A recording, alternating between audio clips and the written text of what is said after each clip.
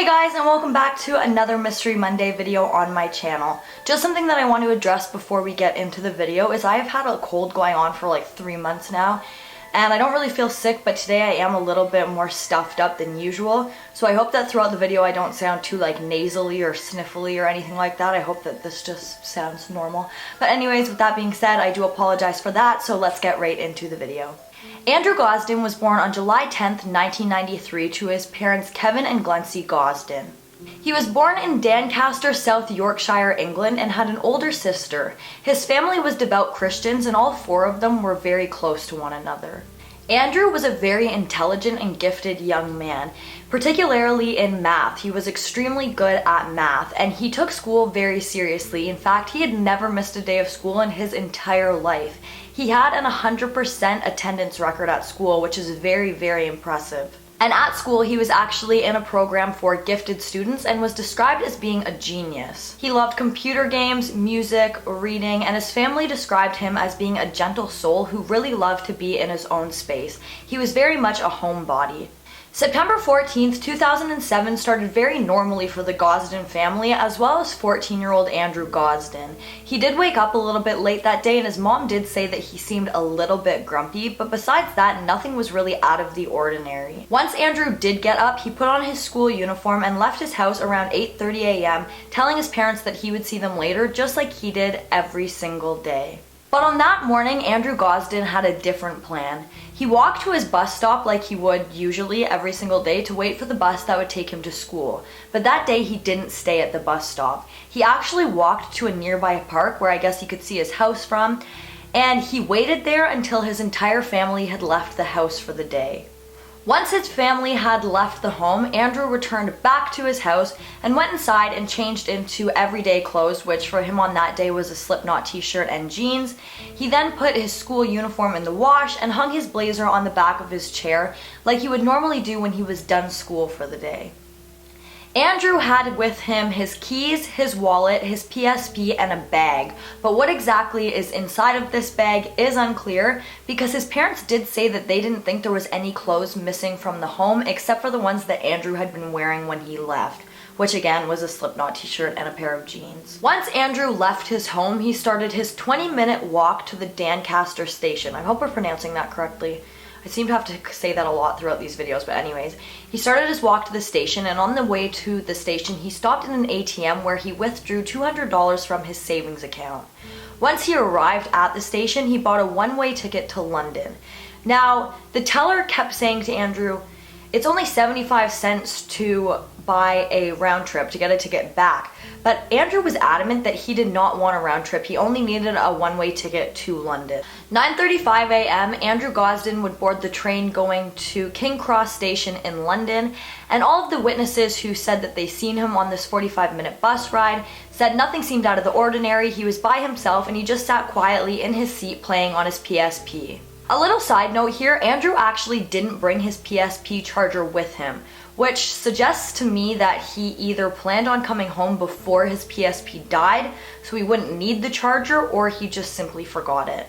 CCTV footage confirmed that Andrew had arrived at the King Cross station in London at 11:20 a.m. that day.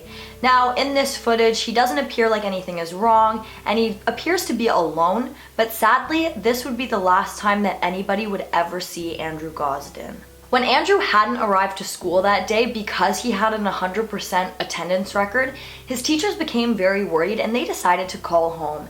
Now, this is where the case gets a little bit off track. The number that the school had on file actually was the wrong number, and it was for a family that had nothing to do with the Gosden family. They didn't know them, there was no relation, they weren't friends, they literally had no contact, they didn't know each other at all. So when the school called, this family didn't answer the phone, but the school had left a message about Andrew missing school for a family that didn't even know Andrew. So his parents never got this message, and they never knew that Andrew wasn't at school that day. Once Andrew's parents and his sister came home from school and work, they just assumed that Andrew was either in his bedroom or in the basement playing video games. But when they called him for dinner and he never came, that is when they realized that Andrew wasn't even in the house. His parents began calling everybody they knew. They called Andrew's friends, people from school, neighbors, family. They literally called everybody they knew, and that is when they found out that nobody had seen or heard from Andrew that day, and that he hadn't even been at school. That is when Andrew's parents called the police, and his parents did say that if Andrew had chosen to go somewhere or he had left on his own accord, they did believe that he would have gone to London because he loved it there so much, and they did have some relatives who lived in the area. Police started immediately searching in London for Andrew. They questioned his relatives and they searched the area around where his relatives lived, but nothing really came from this. While the police were searching for Andrew, his family started to hang up missing persons posters all over London, in particularly in areas where they thought that Andrew might go, such as museums. And as soon as these posters started to get up, people did start calling in with information about Andrew Gosden. One person had called in and said that they believed that they saw Andrew Gosden at a Pizza Hut on Oxford Street. And another group of people, or another person, called in and said that they believed that they seen Andrew at Covent Gardens. Andrew's family does believe that these reported sightings were Andrew because of the way the people described him, but the police didn't follow up on these eyewitness accounts for 6 weeks, until 6 weeks after the people reported seeing Andrew, meaning that by that time, if that was in fact Andrew, any trail of him had now been lost. It isn't confirmed or not if Andrew had a cell phone, but if he did, I'm going to assume that the police would have pulled his records and checked if he had spoken to anybody. But his family did say that Andrew hadn't been on the computer enough, in their opinion, to be talking to somebody online. But personally, I think that it's very possible that he was talking to somebody online, whether that be in an internet cafe, maybe at school or in the library, or wherever. He could have been using a computer elsewhere to talk to people online. Maybe he was in a chat room, things like that are just something to keep in mind throughout this case. In May of 2008, a man arrived at a Leominster police station. And at the time that he arrived there, the police station had actually been closed, so he had to use an intercom to kind of buzz himself in. And when he did this, an officer answered, and he told this officer that he had information on Andrew Gosden. So the officer said, just hold on 1 minute, I'm gonna come down and let you in, and you can come in and we can talk about this. But by the time the officer got to the door, the man was gone. After this, the police begged for this man to come forward, and eventually he did, but anonymously. He wrote a letter to law enforcement saying that he had an encounter with Andrew Gosden in Shrewsbury, which is 3.5 hours away from London. He said that this encounter took place on November 24th, and that he did not only see Andrew, but he spoke to him. In May of 2011, the Thames River was checked by a private company that was hired by Andrew's family to see if anything of Andrew's could have been found within there, but again, nothing was found. In September of 2017, police made a plea with the public. They said if any hospital workers or just anybody in general came into contact with a man who was about 24 years old but had no records for the last 10 years, to please come forward to police. They had also made a personal plea to Andrew Gosden, basically saying that can he please come forward to police, and if he does, it will remain completely confidential, but they just want to know that he's okay so they can stop looking for him. And that to me suggests that police do believe that Andrew Gosden is still out there somewhere alive. At the time of Andrew's disappearance, his favorite TV show was actually called The Rise and Fall of Reginald Perrin. Now, I haven't seen it myself, but allegedly this show is about a man who fakes his own death so that he can go and start a new life. Could this show have possibly inspired Andrew's disappearance? Shortly after Andrew's disappearance, his parents did put more money into his savings account just in case he needed it, or he tried to get money out of his account and didn't have any. But to this day, this money has never been touched. The Gosden family doesn't believe that the police did everything that they could throughout Andrew's case. They spent a lot of time when they should have been looking elsewhere, really focusing on the family when there was zero evidence to suggest that any of them knew where Andrew was. And like I said before, they waited a ridiculously long amount of time to follow any witness sightings or reports.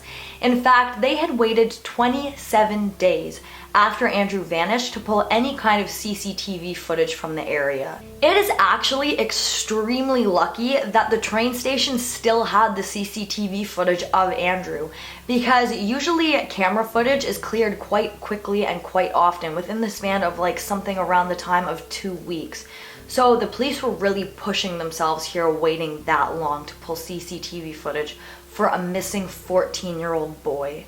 Besides the information that I've already mentioned in this video, there is absolutely nothing else to go on in this case. And sadly, Andrew's loved ones and family have been pretty much left with absolutely nothing. Something that I do think is very important to mention is that Andrew Gosden does have something very distinguishing about himself that might have been noticed most likely by somebody who could have gotten close to him.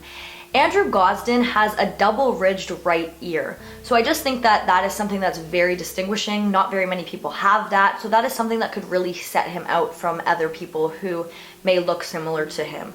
Also today, he would be about 26 years old. I'm going to talk about some theories in this case. The first theory that I'm going to talk about is one that I feel like is the most obvious, and that is that Andrew Gosden ran away.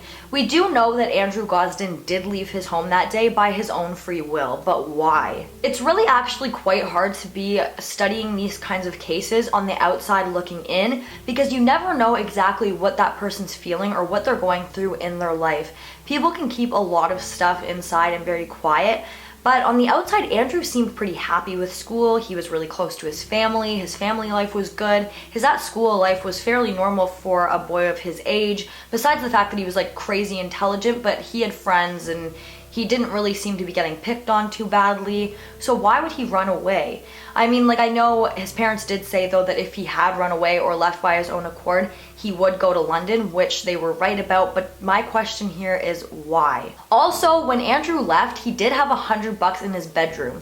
So if he was planning on running away, why wouldn't he take that extra $100 with him when he would have known that he would have eventually needed it? Also, why would he have left his PSP charger at home? I mean, like I mentioned earlier, he could have just simply forgotten it, but it just is something that kind of doesn't make sense in this case or in this theory. Many people believe that Andrew Gosden couldn't handle the pressures of being such a high achiever. When you are a high achiever like Andrew Gosden was, many people just expect you to keep being a high achiever, so you have a lot of pressure put on yourself. And many people believe that he couldn't handle this, and that is why he decided to leave his house that day to never return. But then why leave the PSP charger as well as the money? Andrew did appear to me to have his day very planned out. So why wouldn't he have put these things in the bag even before he went to school, and then he could have just grabbed it when he got home? But again, he could have just forgotten it. I'm really not sure, but that's just something that I keep questioning. But I do believe that the police think that Andrew ran away on his own free will due to the plea that they made with him and the plea that they made to the public. This theory would also make sense due to the sightings of Andrew that seem to come from all over the place. Theory number 2 that I'm going to talk about is maybe Andrew had met somebody online and he had gone to London to meet that person. Maybe that person already lived in London and that's why we don't see them on the CCTV footage, and that's why nobody's seen Andrew with them within the station or while on the train. Maybe the person that he met while in London was a predator and somehow managed to keep Andrew away from returning home or did something to him so that he couldn't return home.